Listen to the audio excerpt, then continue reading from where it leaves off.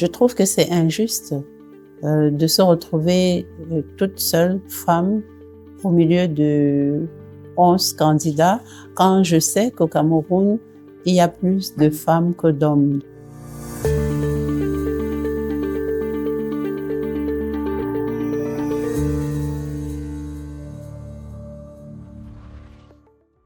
Le Cameroun s'apprête à écrire une page importante de son histoire politique. Dans un contexte marqué par de grands défis économiques à relever, de grandes attentes sociales aussi, eh bien aujourd'hui nous recevons une personnalité politique qui souhaite convaincre les Camerounais par sa vision et son projet de société. À travers cet entretien, nous irons au cœur de son parcours, de ses réalisations, de ses priorités, mais aussi de ses solutions pour l'avenir du pays. Ceci dans une interview spéciale présidentielle. Bienvenue à tous. Né à Yaoundé en 1969, titulaire d'un master en droit public, notre invité du jour s'engage dans la politique très tôt, en 1991, à l'âge de 22 ans, et rejoint l'UDC, l'Union démocratique du Cameroun, justement dès sa création. Député pendant 13 années, porte-parole des députés de l'UDC à l'Assemblée nationale de 2007 à 2020, elle s'est imposée dans un univers majoritairement dominé par les hommes. Mais au-delà de la politique, notre invité du jour, c'est aussi une entrepreneure dans la filière café. D'ailleurs, présidente de l'Association des femmes camerounaises du café. Elle est aussi écrivaine, auteure de 3 ouvrages. Elle dédie son temps et son énergie à l'autonomisation des femmes et au développement des communes rurales. En 2020, notre invitée du jour devient maire de Foumban, où elle allie modernisation et préservation du patrimoine national, patrimoine culturel. En 2021, elle prend la tête de l'UDC. Elle devient la présidente au décès de son époux, Dr Adamou Damdjoya. Elle est l'unique candidate à l'élection présidentielle de 2025. Elle incarne une voix singulière dans le débat national. Mesdames et messieurs, notre invité du jour dans une interview spéciale présidentielle, Honorable Thomaino Damdjoya, bonjour. Bonjour. Merci d'avoir honoré ce rendez-vous. C'est moi qui suis heureuse et honorée d'être là. Alors, chers téléspectateurs, au-delà du parcours, au-delà des titres, que propose-t-elle pour l'amélioration du Cameroun ou pour les prochaines années? Eh bien, nous allons le savoir dans un instant. Bienvenue encore. Comment est-ce que vous allez? Ça va. Vous permettez pour la gouverne des téléspectateurs et tous ceux qui vous suivent, j'ai été secrétaire au bureau de l'Assemblée nationale. D'accord. Et membre de la commission des lois constitutionnelles. Et en tant que conseillère régionale, je suis porte-parole des délégués conseillers régionaux du département du Nord. Et je n'ai pas pris la tête de l'Union démocratique du Cameroun après la mort de mon époux. Il se trouve que j'ai été élue dans un congrès, la convention de l'Union démocratique du Cameroun, et qui avait perdu son père fondateur, son premier président national, qui se trouve être mon conjoint, mais en fait, j'ai pas pris la tête de mon époux, j'ai pris la tête de l'Union démocratique du Cameroun. D'accord. Voilà, donc c'est important de préciser. De le préciser. Mais au-delà de la politique, si vous deviez vous présenter aux Camerounais, quels sont les aspects que vous aimeriez qu'ils retiennent de vous, de votre parcours ou bien de votre vie? J'aimerais que les Camerounais sache que je suis une citoyenne et c'est comme ça que je me définis souvent. Je suis une croyante et je traduis ma foi dans les actes et j'aime mon pays. Je suis une patriote. Je trouve que nous avons beaucoup de chance d'être nés et d'avoir grandi au Cameroun, à Yaoundé, à Foumban. Généralement, je suis rien. Je préfère être camerounaise et patriote. Oui, voilà. Mais vous êtes aussi juriste, entrepreneur, maman, écrivaine et 1 milliard d'autres casquettes. Qu'est-ce qui relie tous ces rôles?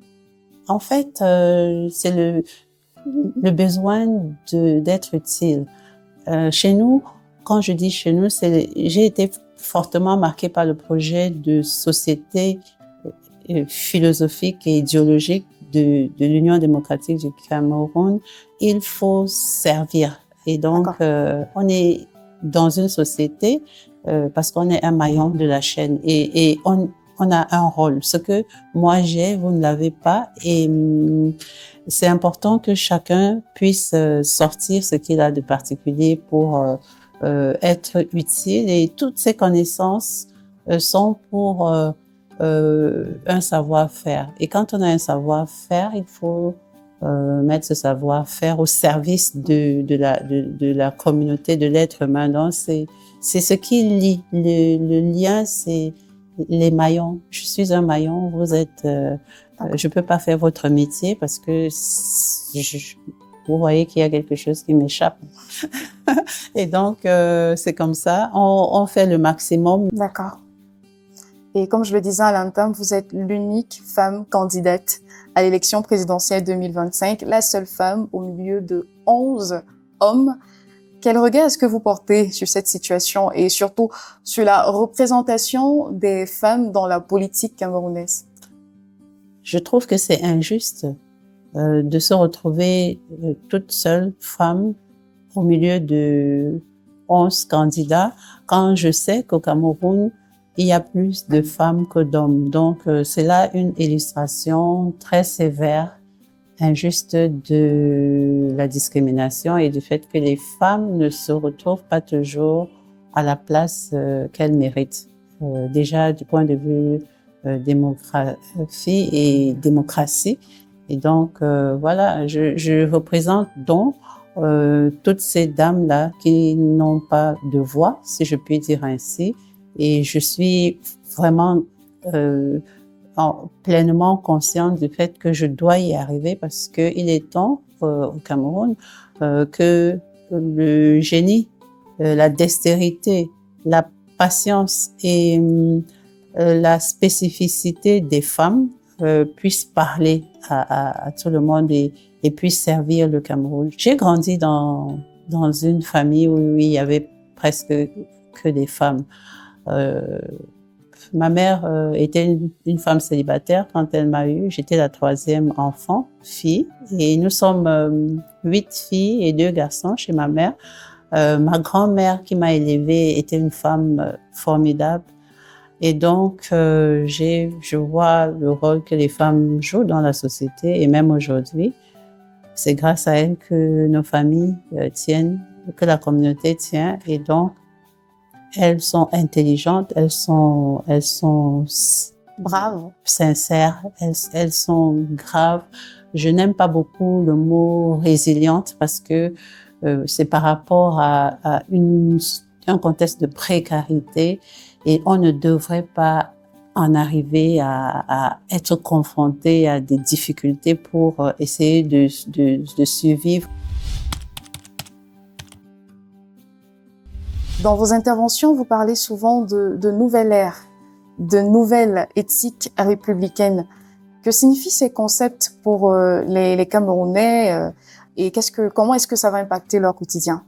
L'éthique, c'est l'effort qu'on fait sur soi pour être positif, pour construire. Donc, c'est l'idée de construction avec les autres et de partage. Donc, l'Union démocratique du Cameroun met l'être humain au centre de toutes ces préoccupations. Notre thème principal pour les élections, c'est justement faire en sorte que le Cameroun s'asseye sur une ère nouvelle, un Cameroun nouveau, si vous voulez. Un nouveau départ. Un nouveau départ, parce que jusqu'ici, on est en train de voir 43 années passer à la tête du pays, un régime dont les résultats ne sont pas reluisants par rapport à la chose publique, qu'est la République, qu'est l'État, ligne philosophique et idéologique. Donc, il faut que les Camerounais puissent être associés à la construction à la création des richesses. Il faut que on puisse garantir l'épanouissement de chacun. C'est l'ère de la liberté confisquée aujourd'hui. Vous avez dit c'est le désir de servir qui vous a guidé jusqu'ici et vous avez été député, vous avez été membre de plusieurs commissions des droits humains. Vous, présidente de la République demain, comment est-ce que vous garantissez la protection des libertés fondamentales ou encore des droits humains, tout simplement, au Cameroun?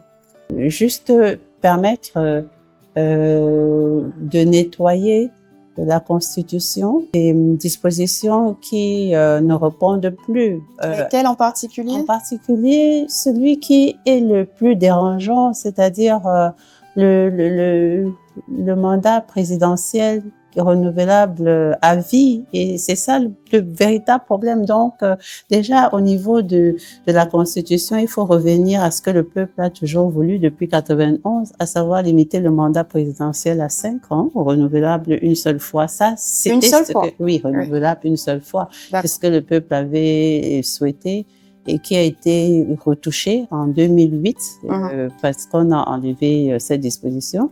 Les élections pour la présidentielle, normalement dans tous les pays démocratiques, c'est deux tours, hein, un scrutin majoritaire à 2 tours. Oui. Et comme ça, l'opposition ne va pas tout le temps avoir l'accusation d'être divisée, parce que dans le fond, il n'y a pas un parti politique de l'opposition, chacun a sa personnalité, et donc il faut juste qu'il y ait des élections justes et transparentes. Nous, pour la sauvegarde des libertés, déjà passe par une nouvelle constitution, donc et puis un code électoral consensuel, participatif, celui qu'on a proposé au président de la République, qu'il a ignoré, une justice qui est pour tout le monde, parce que le problème aujourd'hui, c'est qu'on se rend compte que les Camerounais n'ont plus confiance aux institutions, parce que, par exemple, pour ce qui est de la justice, il faut avoir la bourse pleine pour gagner des procès, et la précarité ambiante ne leur permet pas. D'ailleurs, nous allons instituer ce qui est tellement courant dans les pays démocratiques, le médiateur de la République. Un médiateur de la République est une institution qui permet de résoudre directement et défendre les droits civiques des citoyens. Vous êtes une citoyenne, vous avez un problème parce que vous êtes allé dans une administration publique et vous n'avez pas eu la réponse à votre préoccupation, eh bien, vous allez voir le médiateur, vous cognez au bureau du médiateur de la République, le médiateur intervient. Il intervient tout simplement. C'est intéressant. Comme ça marche. Honorable, parlons de l'égalité des sexes, qui est certains aspects de votre programme en parlent. Mais vous savez, nous sommes au Cameroun, dans un pays où très peu de femmes ont eu accès aux postes régaliens de l'État. On n'a jamais vu de femme première ministre, ni au ministère des Relations extérieures, encore moins à l'administration territoriale, la défense, à la tête de l'Assemblée nationale non plus. Bon, pour ne citer que cela. Vous, présidente de la République demain, comment est-ce que vous favorisez l'équité au poste souverain de l'État? C'est une question de démocratie. Je l'ai dit et je le répéterai autant de fois qu'il le faut. Du point de vue démographie, les femmes sont les plus nombreuses au Cameroun. Elles sont plus de 52%. Donc, nécessairement, c'est elles qui devraient être les plus nombreuses à toutes ces instances il y a aussi la méritocratie de décision. Quand je visite les écoles dans ma mairie, les filles, elles sont toujours les premières. Les 3 premiers des classes sont les filles. Les garçons, ils viennent souvent en 3e position, ou en tout cas, il n'y a jamais un garçon sans au moins 2 filles. C'est pour dire que les filles, elles sont intelligentes, elles sont smart dans les écoles. C'est pas une question de méritocratie qui pourrait dire que les filles ne le méritent pas. Non, au contraire. Donc, c'est juste une question de préjugés socio-culturels dont il faudra vraiment faire attention. Les femmes, elles doivent jouer et pleinement le rôle qu'elles jouent déjà au niveau, comme je l'ai dit tantôt, de nos familles, de nos communautés. Si les femmes n'étaient pas là, elles sont des mères, elles portent des vies et l'État, c'est une famille à grande échelle.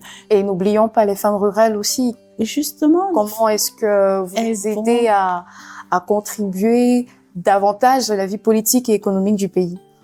Déjà, dans la ruralité, il faut être présent auprès de ces populations et résoudre les petits problèmes qu'elles ont. Je parle de petits problèmes parce que c'est dommage qu'on en soit encore au Cameroun à ne pas avoir des écoles comme il se doit. En saison des pluies, vous allez voir tout l'effort que la communauté éducative aura pour que les enfants ne soient pas mouillés quand il pleut. Ça, c'est inadmissible. Quand on a un palu, quand une femme va accoucher et qu'elle se retrouve en train de perdre la vie parce qu'elle n'a pas prévu une césarienne qui va lui coûter, disons, 150 000. Ça, c'est les cas les plus chers. Mais vous imaginez qu'une dame qui perd la vie parce qu'elle n'a pas 150 000, c'est vraiment une horreur. Les routes, il n'y a pas de route pour qu'elle sorte ses produits et au nid de banque pour lui faire des avances à la rentrée.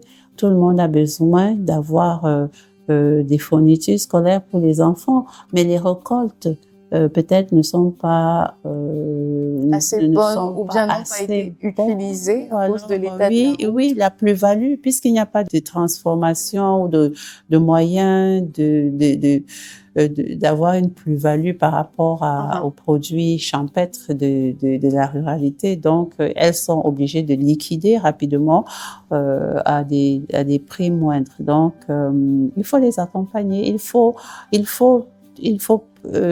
aller transformer et de plus en plus permettre l'urbanisme. Et l'urbanisme, c'est le développement, c'est par là. Il faut des moyens, il faut des documents de planification. Une ville, c'est bien d'avoir des espaces de l'eau courante dans la maison, de l'électricité, de santé, de l'éducation. Et on va permettre aux jeunes de ne pas partir de nos villages pour la ville, trop plein dans les villes. Parlons de ça, nous sommes en pleine période de rentrée scolaire. Et d'après certains observateurs, il y a un certain décalage scolaire entre les zones urbaines et les zones rurales et un décrochage scolaire encore plus important en zone rurale. Comment est-ce que vous feriez demain pour essayer de rétablir cet équilibre, remédier à cette situation et offrir de meilleures opportunités à ces enfants en zone rurale? Vous savez, l'éducation, c'est un droit. Et le docteur Adamou Damjia disait toujours que c'est le meilleur investissement. C'est-à-dire que plus on met le paquet dans le domaine de l'éducation, plus il va rapporter plus tard. C'est dire que c'est la priorité, vraiment des priorités, l'éducation. C'est un secteur important dans la société. Et nous, il commence au niveau de la famille. On ne devrait plus parler de la ruralité comme étant des espaces qui manquent de services essentiels. On peut peut-être par rapport à l'éloignement aux grandes villes, aux métropoles, voir qu'il y a des espaces calmes où justement les citadins cherchent à aller pendant le week-end se ressourcer. Oui. Mais là-bas, normalement, il devrait avoir la route, il devrait avoir des écoles avec des enseignants, des hôpitaux, des services, l'eau courante, l'électricité. Et c'est ça le rôle de la décentralisation. Quand on parle de la cellule, les collectivités territoriales décentralisées au Cameroun, la commune et les régions, justement, c'est pour que ce développement local puisse être proche des populations. Et les populations participent. Pour conclure la section sur l'éducation, nous avons ces enfants-là qui vivent la double peine. En dehors de ce décalage scolaire, ils vivent aussi une crise sécuritaire. On pense à ces enfants dans l'extrême nord, dans le nord-ouest, dans le sud-ouest, dans une certaine mesure dans l'est du pays. Quelles sont les dispositions que vous prendrez pour eux? C'est des dispositions qui sont les b.a.-ba de l'État qui protège la famille, l'État qui protège les citoyens. Donc, évidemment que il faut qu'il y ait des écoles, il faut qu'il y ait des centres de loisirs, parce que en fait les enfants doivent évoluer dans un cycle qui leur permette d'être des citoyens et des citoyennes de demain vraiment bien préparés à affronter les responsabilités qui les attend. Donc, et surtout le plus important, c'est la base. Donc, des enseignants, il y a les parents, l'enfant lui-même et l'enseignant. C'est la triptyque. Il faut que l'enseignant puisse avoir les conditions les meilleures pour donner le meilleur de soi. L'enfant lui-même doit faire un effort sur soi, et les parents et justement l'État à la tête duquel est le président de la République, c'est le système, c'est lui qui doit assurer tout ce qu'il faut pour l'épanouissement de cette triptyque-là. D'accord. Honorable, passons à une session où vous n'aurez qu'à répondre oui ou non. Voilà, je vais poser quelques questions et le principe est que vous ne réfléchissiez pas beaucoup. Ce qui vous vient à l'esprit à l'instant, vraiment, vous y allez. C'est sûr. Quelques suggestions, hein. Voilà. Première question, interdiction de tout contenu pornographique au Cameroun, y compris sur Internet, oui ou non? Oui. Interdiction des réseaux sociaux aux moins de 16 ans, oui ou non? Oui. Régulation de l'accès au contenu audiovisuel avec limite d'âge. Oui, bien sûr. Alourdissement des peines de prison pour les personnes reconnues coupables de fabrication, distribution et consommation de drogue. Oui ou non? Oui. C'est un fléau, vraiment, aujourd'hui. Création d'un fichier national de délinquants sexuels accessible par tous. Bien sûr que oui. Création d'un fichier national pour les coupables de violences conjugales. Oui ou non? Definitely. Alourdissement des peines de prison pour les personnes reconnues coupables de violences sur le genre, oui ou non? Oui. Augmentation du SMIC, oui ou non? Oui. Mise à disposition gratuite de produits d'hygiène menstruelle pour les filles à l'école, cycle primaire et secondaire, oui ou non? Oui. Mise à disposition des foyers d'accueil communaux pour enfants et femmes victimes de violences domestiques, oui ou non? Congé paternité payé de 3 mois, oui ou non? Wow, c'était rapide. Prison à perpétuité pour les hauts fonctionnaires coupables de détournement de deniers publics, oui ou non? Oui. Alors, pour tous ces oui, est-ce qu'on peut espérer la réalisation au cours de votre mandat? Oui, parce que il faut être responsable. Comme je l'ai dit, l'ère de la responsabilité, c'est pouvoir accepter d'être dans un monde où on est sanctionné, on a des droits et il faut accepter d'avoir des devoirs et d'être discipliné et d'être sanctionné au cas échéant. On a dit 3 ans, on peut y arriver. 3 ans? Oui, on a des propositions dans le cadre des équipes où on se dit en 3 ans, voilà tout ce qui peut changer. D'accord. Comme les Camerounais, ils peuvent répondre. L'essentiel, c'est d'avoir des modèles et des exemples. Et voilà, ça va aller. Parlons de ce qui est appelé communément le groupe de Fumban. C'est qui est un groupe de réflexion réunissant la plupart des candidats à l'élection présidentielle. L'objectif étant d'avoir un candidat consensuel et un programme commun. Est-ce que le candidat consensuel a déjà été désigné jusqu'ici? Est-ce qu'on a déjà le programme commun?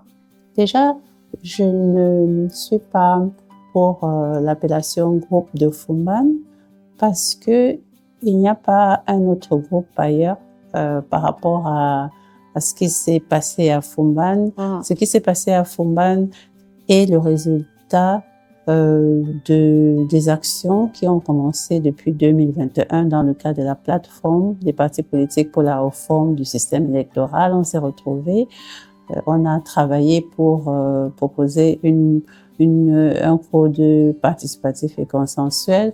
On a présenté un portail web de cette plateforme parce que nous n'étions pas la bienvenue quand il fallait organiser des réunions où il fallait communiquer aux populations le travail fait.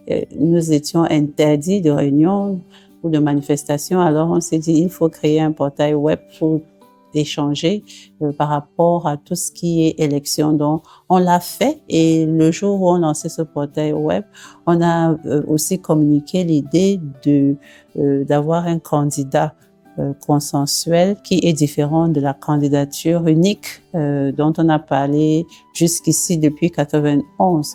Donc, c'est une création de notre groupe. Et il était question. Ce groupe, donc? Non, c'est une création de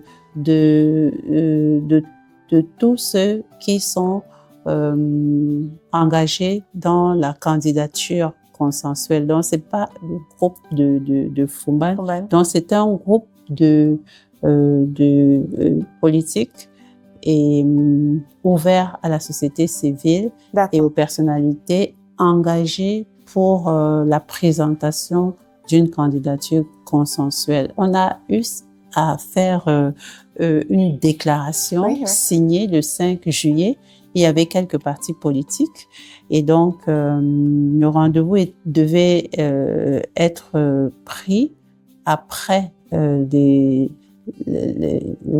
l'annonce par Elecam des premières candidatures et validées. On s'est réunis à Fumban en attendant la validation par le Conseil constitutionnel. Et à Fumban, il était décidé qu'on devait, 2 jours au plus tard après la validation par le Conseil constitutionnel, se retrouver, ce qu'on a fait à Yaoundé, à la Fondation Mona. Et donc, vous avez dû remarquer que il y en avait qui venaient et par la suite venaient à l'ouverture et ne restaient pas jusqu'à la fin. Donc, mais au sortir, déjà, quand il a été question de faire face à l'arbitraire du Conseil constitutionnel, ma position a été à Yaoundé, à la Fondation Mona, avant qu'il fallait qu'on puisse ouvrir à tous les candidats, y compris d'abord ceux qui faisaient partie de cette plateforme depuis 2021, qui étaient en majorité ceux qui se sont retrouvés comme candidature validée. Malheureusement, il y en a parmi qui n'ont pas pu passer le cap du Conseil constitutionnel et tout le monde a vu que ils ont été recalés de façon arbitraire. Et donc, ma position était que si on les écartait, c'était comme si nous-mêmes, on était d'accord avec ce qui s'est passé au Conseil constitutionnel. Alors donc, vous les avez inclus? Nous, j'ai fait la proposition. Malheureusement, quand on est dans un espace où c'est la démocratie, il faut se plier aux règles de la majorité. Donc, je pense que ce jour-là, j'étais toute seule à soutenir qu'il fallait faire entrer tout le monde. Mais à la fin, on est revenu parce que on n'a pas pu y arriver. Et on s'est rendu compte que c'était vraiment important que tout le monde vienne pour qu'on établisse les critères et que les critères soient objectifs, que les critères soient ceux qui peuvent être défendables devant le peuple. Mais en attendant, la déclaration de Yaoundé était que on va mettre sur pied un comité technique déjà pour se rassurer de la mutualisation de la représentation dans les bureaux de vote, d'une part, et un comité qui va recueillir le plan d'action parce que on est une équipe, les Camerounais veulent le changement. Il n'y a pas encore de candidat consensuel ni de programme commun pour l'instant. Si, il y a déjà un travail sur le programme commun. On a déjà rassemblé les programmes de plus de 4 candidats et c'est clair, on se retrouve au niveau des réformes institutionnelles, donc nouvelle constitution, nouveau code électoral, code médiatique. Le code médiatique. Oui, le code médiatique, bien sûr, parce qu'on se rend compte que les médias du Cameroun, qui méritent mieux, sont aussi un peu embrigadés dans un système qui ne leur permet pas de s'épanouir. On a bien compris. Il y a par exemple des délits de presse qui pour nous n'est pas normal. Il y a beaucoup de cas où c'est clair que les médias ne sont pas indépendants et qui sont obligés de peut-être faire la part belle, même là où objectivement. Aujourd'hui, on ne peut pas dire qu'il faut un candidat qui est un savant, qui est charismatique, un candidat qui, on ne peut plus trouver. Il faut des critères qui rassurent quant à la sincérité, quant au parcours, même quant aux actions menées, quant à ce qu'il faut pour justement créer la confiance qui n'existe plus entre les Camerounais et leurs institutions. Et les institutions. Mais c'est une équipe avec un programme et toute l'équipe est comptable pour le respect de ce programme. C'est ça la différence. Ce n'est pas une seule personne qui décide. C'est toute une équipe. C'est toute une équipe qui est garant pour un temps pour redresser le Cameroun parce que le Cameroun est vraiment... Les institutions du Cameroun sont à genoux aujourd'hui. Est-ce que ce groupe va aller au-delà du 12 octobre et potentiellement aussi pour les élections locales, notamment les régionales, le 30 novembre? Oui. C'est la prochaine date. Déjà, se pointent les élections législatives et municipales l'année prochaine.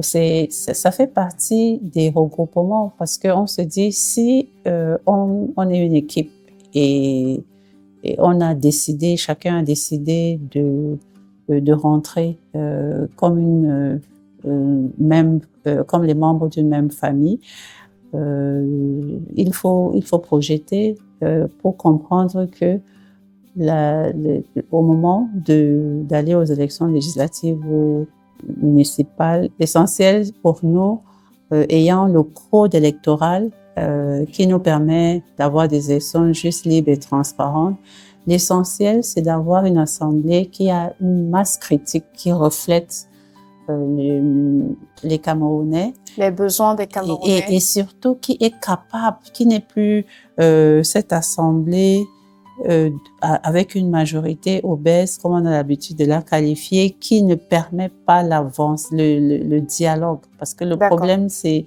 que ça doit être un check and balance, comme on dit. Les assemblées sont là pour ça, qui regarde les actions du gouvernement, contrôle les actions du gouvernement, interpelle le gouvernement, qu'on n'ait pas l'impression que l'Assemblée voit tout ce qui se passe et ne dit rien.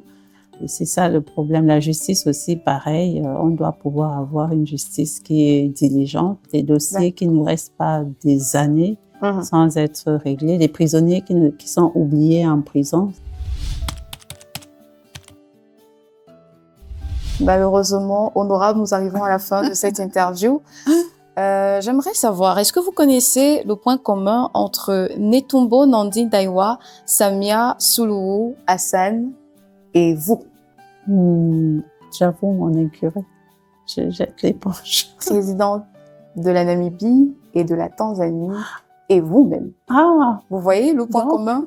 Si. C'est pour dire que pourquoi pas le Cameroun, non? Pourquoi pas le Cameroun? Pourquoi pas le Cameroun?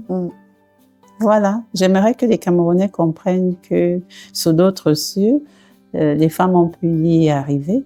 Oui. et que nous devons nous Y a- inspirer. Et on Et pourrait aussi y arriver. surtout que on a eu deux présidents, des messieurs, et là, il faut On peut changer un peu. il faut qu'on On peut changer.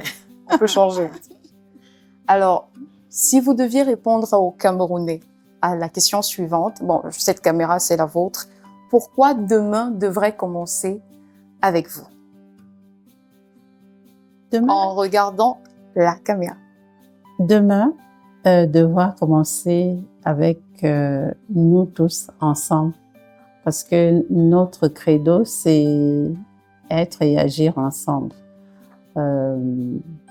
Nous, malheureusement, sommes éduqués dans cet esprit d'être une équipe toujours.